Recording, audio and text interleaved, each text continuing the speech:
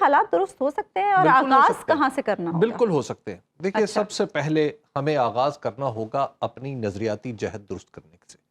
اس کی وجہ یہ ہے کہ جب قائد اعظم نے رحمۃ اللہ علیہ نے یہ ریاست بنائی تھی اور اس وقت کے جو لوگ تھے اور اس وقت جو پاکستان میں انہوں نے سرکاری تقریر کی تھی 11 اگست کی، اس میں انہوں نے ایک کہا تھا کہ اب ریاست کے لیے سارے باشندے برابر ہیں، اس میں چاہے وہ مسلمان ہیں چاہے وہ نان مسلم ہیں.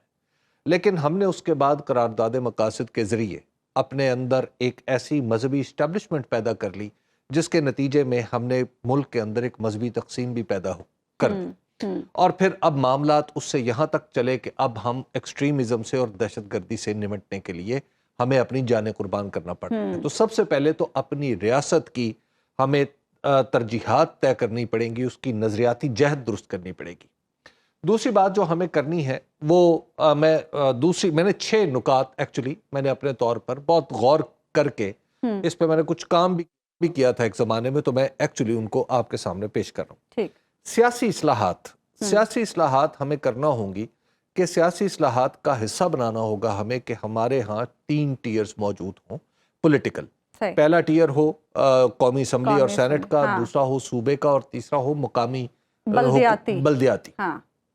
اب جو بلدیاتی معاملہ ہے اس کو ہم دیکھتے ہیں کہ ہمیشہ آمروں نے اس کو کبھی اپنے حلقہ انتخاب کے طور پر استعمال کیا ہے، کبھی کسی اور طریقے سے استعمال کیا ہے، کبھی اپنے سٹوجز کو وہاں پر فٹ کرنے کے لیے استعمال کیا ہے.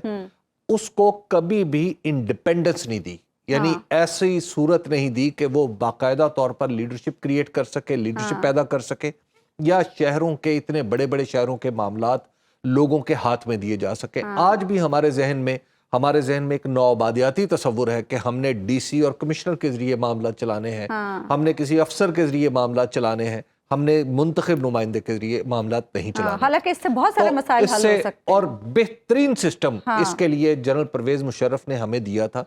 جنرل پرویز مشرف نے بھی اس کو اپنے ذاتی مقاصد کے لیے استعمال کیا تھا، لیکن اس سسٹم کے ایفیکٹو ہونے میں کوئی شک نہیں ہے.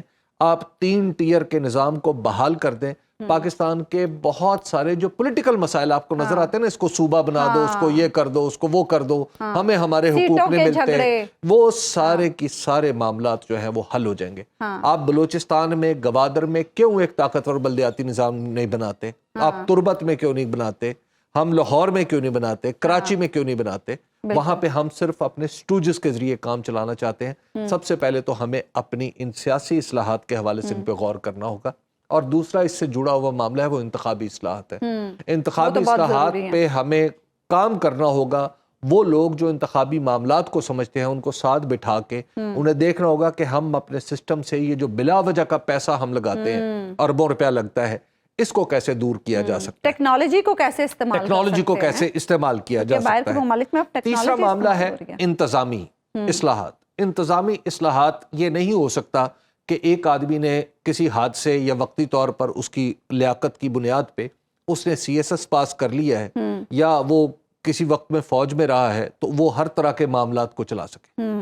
یہ نہیں ہو سکتا کہ آج آپ ایک آدمی کو کہیں کہ تم لائف سٹاک کے سیکٹری ہو اور کل اسے انسانوں کی صحت کا محکمہ سونپ دیں اور پرسوں اسے کہیں کہ تم سائنس اینڈ ٹیکنالوجی چلاؤ اور پھر آج کہیں کہ تم آ جاؤ تعلیم چلا لو. اب یہ معاملہ نہیں چلے گا. سب کو قابلیت کے مطابق جگہ ملنی چاہیے. یہ ہماری جو سول سروس ہے یہ ایک مافیا بن چکی ہے. اب اس مافیا سے خدا کے لیے جان چھڑا لیں اور پروفیشنل لوگوں کو لے کے آئیں. امتحان جو ہے اس میں ہر شخص کو آپ نے خام خواہ کی ایک فضول شرط لگا رکھی ہے، BA. بھائی BA کبھی آپ نے یہ اس وقت تھا پاکستان بننے سے پہلے. بھائی آج آپ کے ہاں پروفیشنل لوگوں نے تعلیم حاصل کر رکھی ہے. آپ کو پتا ہونا چاہیے کہ جس نے کامرس اینڈ ٹریڈ میں جانا ہے اس نے MBA کیا ہو یا اس سے متعلقہ کوئی ڈگری لی ہو. جس نے آڈٹ اینڈ اکاؤنٹ سروس میں جانا ہے اس نے BCom یا MCom کیا ہو. جس نے انجینئرنگ سروسز ہیں اگر اس میں کسی نے آنا ہے تو آپ نے پھر انجینئرنگ کالج سے یا انجینئرنگ یونیورسٹی سے کوئی ڈگری لی ہو. اگر صحت کا معاملہ ہے تو پھر ڈاکٹرز کو آنے کی اجازت ہونی چاہیے. یہ کیا ہے کہ ہم نے جو پوری کی پوری سول سروس ہے وہ ہر ماجے گامے کے لیے کھول دی ہوئی ہے اور اس میں رہی صحیح کسر جو ہے وہ آ کے ہمارے سیاستدان تباہی پھیر دیتے ہیں کہ اپنے سے یعنی ان لوگوں کو اعلیٰ ترین عہدوں پر لگا دیتے ہیں جن کے گریڈز ہی نہیں ہوتے. یعنی 17ویں گریڈ کا بندہ ہے وہ 19ویں گریڈ میں آفیشیٹ کر رہا اور آج بھی جو بھی شامی صاحب بات کر رہے تھے، آج بھی حالت یہ ہے کہ جو ہماری جو وفاقی حکومت ہے اور صوبائی حکومتیں ہیں وہ افسروں کے زور پہ چل رہی ہیں، بالکل، تو اور وہ بھی نالائق ترین افسروں کے زور پہ۔ اب آپ بتائیں کہ یہ اس طرح کام چل رہا ہے۔ میں ایک دفعہ چین گیا تو مجھے چین میں انہوں نے بتایا کہ پاکستان کے ساتھ کام کرتے ہوئے ہمیں مشکل کیا پیش آتی ہے۔ انہوں نے کہا آپ کا ایک تو یہ ہے کہ ٹرانسفر اینڈ پوسٹنگ اتنی زیادہ ہوتی ہے کہ ہمیں سمجھ نہیں آتی، دوسری بات ہے کہ کبھی وہ سائنس والا بندہ اٹھ کے آ جاتا ہے سیکٹری ٹریڈ بن کے، اور کبھی کوئی لائف سٹاک والا جانوروں کا ڈاکٹر جو ہے وہ وزارت خزانہ کا سیکٹری بن کے آ جاتا ہے، تو ہمیں نئے سرے سے انہیں باتیں سمجھانی پڑتی ہیں۔ تو لہٰذا دنیا جس سلسلے کو چھوڑ چکی ہے، اب آپ بھی اس ردے ہوئے نظام سے توبہ طائب ہو جائیں اور بات آگے بڑھائیں۔